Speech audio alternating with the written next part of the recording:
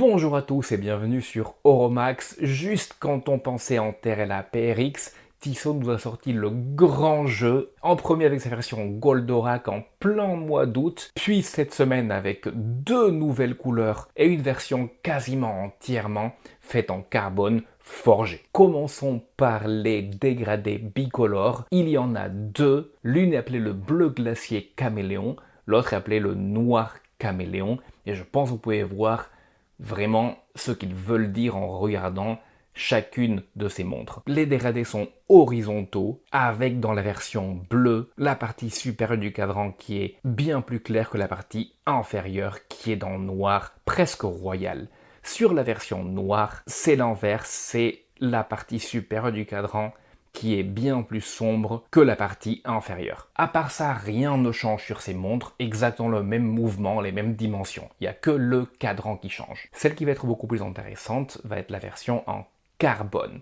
Car oui, nous avons ici un boîtier quasiment entièrement en carbone. Il n'y a que le fond arrière vissé de la montre qui est lui en inox avec un traitement noir PVD. Le cadran de la montre est lui aussi en carbone forgé, ce qui donne ces formes tellement irrégulières et tellement intéressantes que peut amener le carbone. Côté caractéristique, il y a quelque chose qui change de cette montre par rapport à une PRX classique. Déjà par rapport aux dimensions, vous avez des dimensions légèrement plus grandes sur celle-ci, 40,5 mm de diamètre au lieu des 40 de la PRX 40 classique, 11,2 mm d'épaisseur, contrairement à 10,9 de la PRX classique. Le poids va changer aussi, bien évidemment, matériaux oblige, et bracelet caoutchouc aussi. Vous avez ici un poids global de 75 grammes au lieu des 145 de la version classique. Le prix aussi va changer. Celle-ci vous coûtera 1075 € au lieu des 775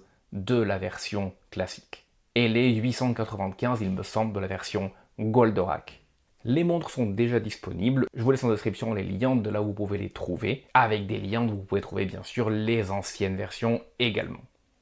1075 € peut paraître un petit peu cher quand même, surtout que le bracelet de la montre est un bracelet en caoutchouc après tout. Comme alternative à celle-ci, vous avez l'Omnis Origin en carbone forgé aussi également. La différence, tout va être en carbone forgé, dont le bracelet cette fois-ci, avec des dimensions très similaires et en poids d'uniquement 70 grammes, malgré le fait d'avoir un bracelet également en carbone. Cet Omnis coûte 885 €. Avec le code horologique, vous pouvez descendre à 800 €. Merci beaucoup d'avoir suivi cette vidéo. Je vous laisse ici avec d'autres montres qui peuvent vous intéresser, dont bien évidemment la grande rivale de celle-ci, la Citizen Tsuyosa, en plusieurs versions. J'attends de voir si Citizen va répondre justement à cette attaque. Je vais faire de mon mieux pour tester cette montre dans les meilleurs délais. N'oubliez pas de vous abonner à la chaîne pour pouvoir suivre tout ça. Merci encore et je vous dis à très bientôt.